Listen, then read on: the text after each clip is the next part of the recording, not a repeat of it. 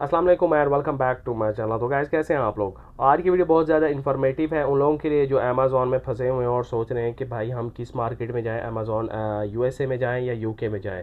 तो आज की वीडियो जो है आप लोगों के लिए बहुत ज़्यादा इन्फॉर्मेटिव होने वाली, वो इसलिए क्योंकि आज मैं कंपैरिजन करने वाला हूँ दोनों मार्केटों का। और मैं आपको अपनी जो मेरी चॉइस है, मैं आपको अपनी चॉइस भी बताऊंगा कि मैं कौन सी प्रेफर करता हूँ, आप किस मार्केट में काम करें और कौन सी बेस्ट है आप लोगों के लिए। बेसिकली ये जो है मैं सारे पॉइंट ऑफ व्यू से आपको बताऊंगा कि किस मार्केट में आपने काम करना है और कौन सी मार्केट आपके लिए बेस्ट है, क्योंकि ऐसी इन्फॉर्मेशन आपको कोई नहीं देता। वो बेसिकली उसकी काफ़ी सारी रीज़न होती हैं। अगर आप कहीं किसी ग्रुप में जाके पोस्ट करें तो वो सब लोग अपनी अपनी राय देते हैं। कोई कहता है कि मैं 300 में करके दूंगा, कोई कहता है मैं 200 में करके दूंगा।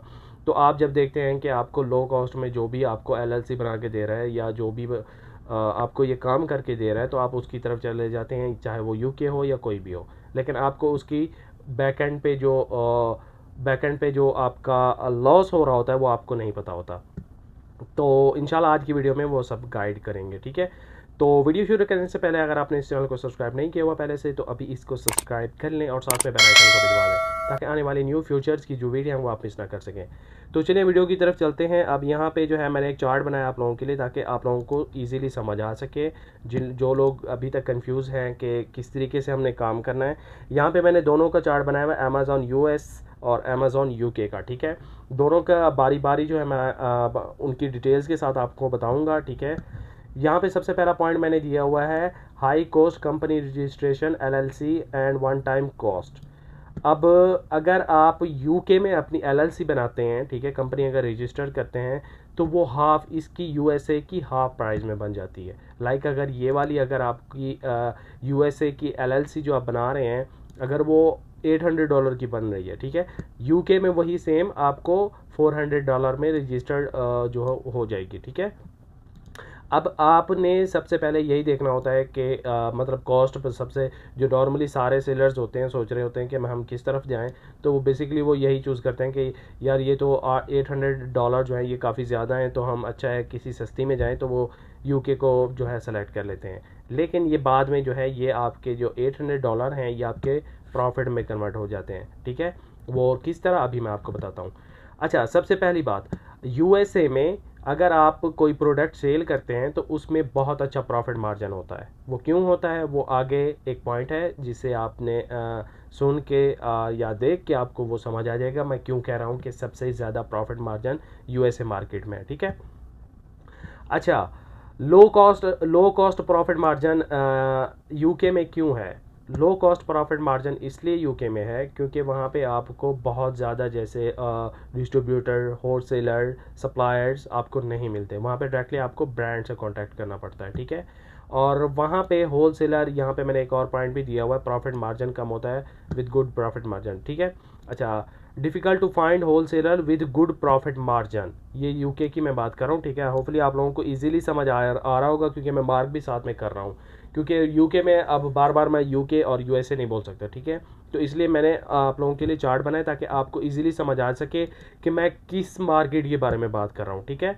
यहाँ पे मैंने यूके में लिखा है difficult to find wholesaler with good profit margin. अब ये ऐसा क्यों मैंने लिखा, ऐसा इसलिए लिखा क्योंकि यूके में आपको जो है डिस्ट्रीब्यूटर, होलसेलर, सप्लायर्स आपको नहीं मिलेंगे। वो क्यों नहीं मिलेंगे, क्योंकि वहाँ पे आपको डायरेक्टली ब्रांड मिलते हैं।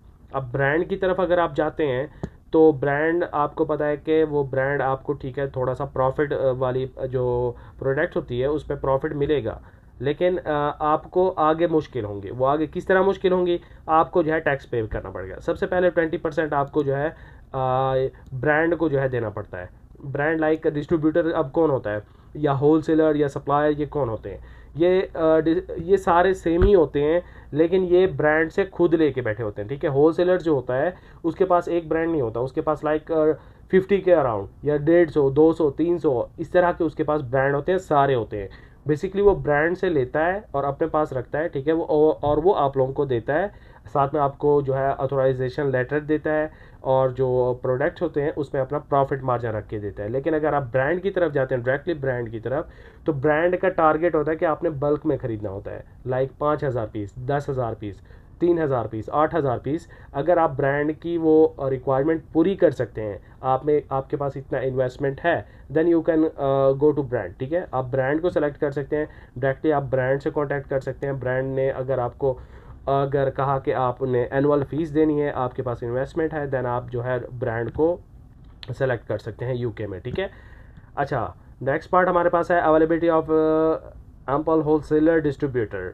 और यूएसए में हमारे पास बहुत ज़्यादा होलसेलर आ जाते हैं। ठीक है, होलसेलर कैसे होते हैं, एक प्रोडक्ट के आपको 10-10, 15-15 होलसेलर डिस्ट्रीब्यूटर मिल जाते हैं, जो आपको यूएसए में इजीली मतलब एक लो कॉस्ट में आपको वो प्रोडक्ट प्रोवाइड कर देते हैं। ठीक है, अच्छा नेक्स्ट पार्ट है हमारे पास sellers with low investment can earn profit.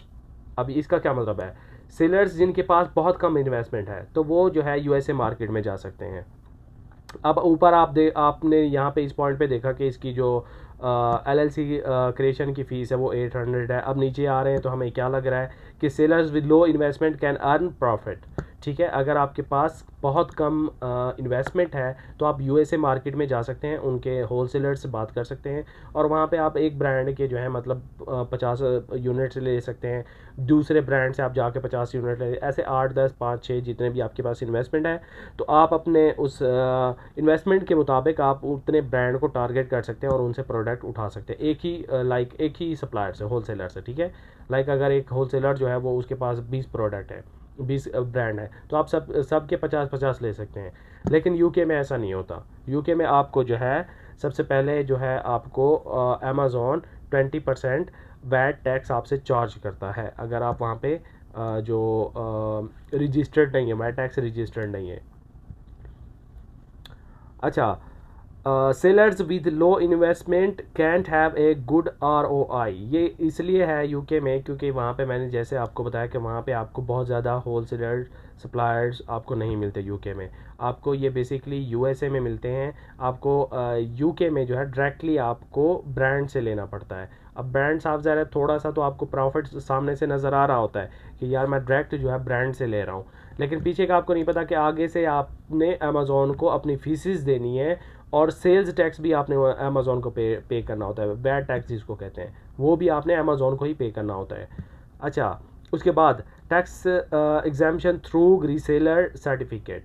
अब ये वैट टैक्स जो मैंने यहाँ पे लिखा है यूके वालों के लिए, ये यूएसए वालों के लिए नहीं है। ये वाला जो प्रॉफिट है, मतलब ये वाला वैट टैक्स जो हम यहाँ पे करते हैं यूके वालों को, तो यूएसए वालों को वो नहीं पे करना पड़ता। उसकी रीज़न ये है कि हमने ऑलरेडी टैक्स एग्जाम्पशन जो है ले ली होती है, रीसेल सर्टिफिकेट हमारे पास होता है, हम डायरेक्टली वो अपने डिस्ट्रीब्यूटर या सप्लायर या होलसेलर जो भी है, हमने उसको शो करानी होती है कि हमने ऑलरेडी रीसेल सर्टिफिकेट हमारे पास है, तो वो हमसे वैट टैक्स चार्ज नहीं करते, तो ये कन्वर्ट हो जाते हैं हमारे पास प्रॉफिट में। यहाँ पे यूके में हमारे पास ये नहीं आते, हमने ये लाजिम पे करना होता है। ठीक है, अच्छा तीसरा मेन पॉइंट। अब तीसरा मेन पॉइंट मैंने कहा था कि मोस्टली जो है low demand products on Amazon as comparison to US market. ठीक है, इसका मतलब ये है कि यूके मार्केट में जो है अमेज़ॉन उतना नहीं चलता जितना कि यूएसए मार्केट में चलता है। उसकी रीज़न ये है कि वहाँ के यूके के जो लोग हैं जो वहाँ पे रहते हैं वो ज़्यादा ईबे को प्रेफर करते हैं कि ईबे से हमने सामान ज़्यादा लेना है, और वहाँ के लोग जो है मतलब प्रोडक्ट को ज़्यादा अगर उनको कोई चीज़ चाहिए होती है वो उनको सस्ते में ईबे से मिल जाती है।